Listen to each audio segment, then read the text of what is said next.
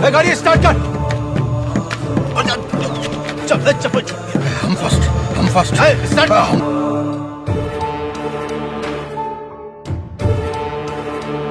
ये सर एक सस्ता वाला मोबाइल देखा। कौन सी कंपनी सर? सेकंड हैंड भी चलेगा? सेकंड हैंड चाहिए। बैटरी फुल चार्ज हो? फुल चार्ज वाला ये वाला है। कितने का? 900 रुपये सर।